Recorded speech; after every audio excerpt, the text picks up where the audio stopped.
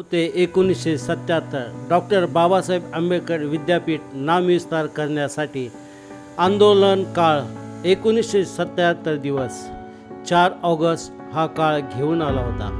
गाव होते टेंभुर्णी, जिल्हा नांदेड. बौद्ध वस्तीवर एकच आक्रोश सुरू झाला होता. बौद्ध वस्तीवर हल्ला केला होता.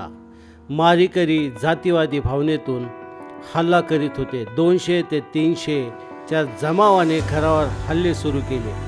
त्यांच्या हातामध्ये लाट्या, काट्या, कुऱ्हाडी आणि तलवारी आणि त्याचबरोबर मशालीसुद्धा होत्या.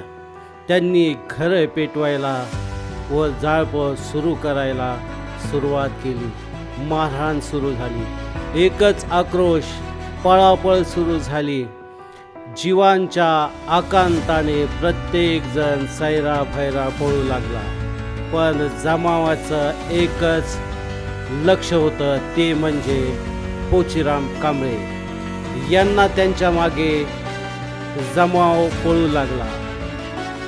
200 ते 300 लोकांच्या जमावापुढे पोचीराम कांबळे हतबल झाले होते.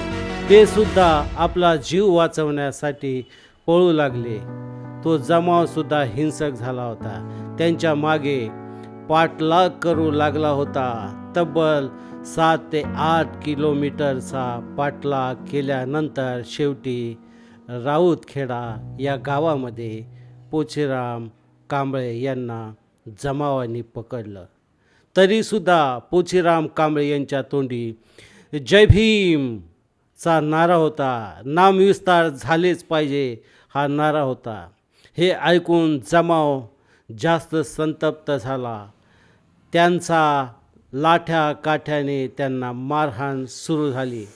त्याचबरोबर त्यांना जिवंतही पेटून दिलं आणि आनंदी आसुरी आनंदाने ते आनंद व्यक्त करू लागले. काय हा जातीवाद म्हणावा, काय हा माणसाने केलेला भेदभाव, नीच जातीतील व्यक्तीने आम्हाला येऊन आव्हान देणे, हे त्यांच्या गर्वाला ठेच पोहोचणारं होतं. पण इतिहासात शहीद पोचीराम कांबळे यांचं नाव सोनेरी अक्षराने लिहून गेले. त्यांच्या पावलावर पाऊल ठेवून त्यांचे सुपुत्र शहीद चंदर कांबळे यांनीसुद्धा आपले बलिदान दिले. या नामविस्ताराच्या आंदोलनामध्ये 30हून अधिक लोकांनी आपले बलिदान दिले. त्या सर्व शहीद सैनिकांना मानाचा मुजरा. जय भीम, जय संविधान.